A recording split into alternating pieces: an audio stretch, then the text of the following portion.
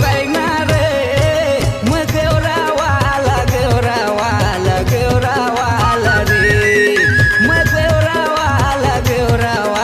मगेवरा वाला रे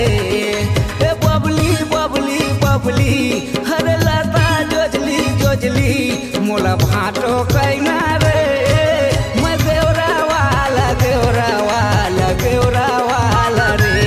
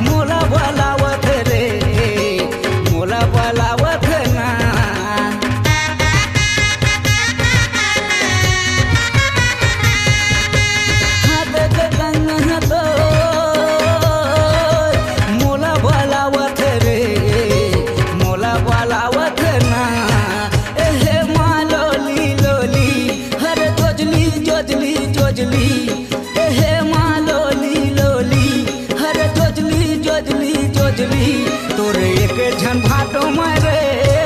मगेवरा वाला रे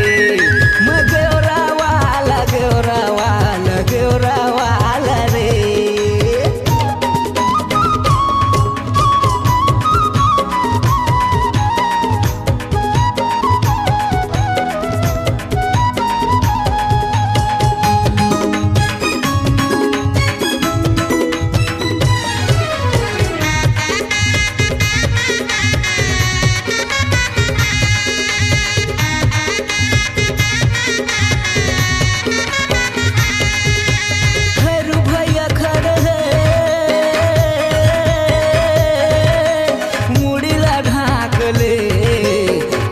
ससुर ही रे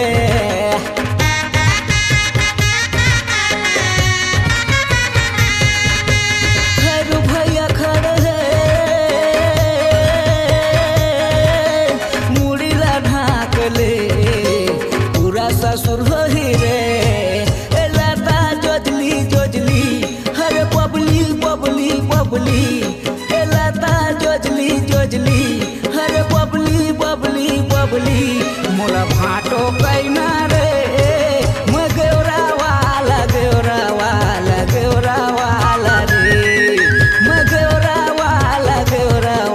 मगेवरा वाला रे ए बबली बबली बबली हर जोजली जोजली जोजली मोला भाटो कैना रे मगेवरा वाला रे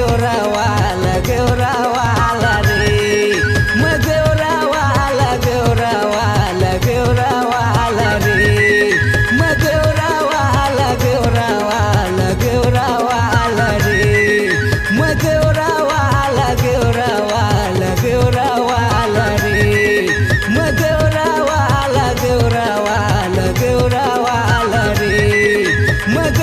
वाला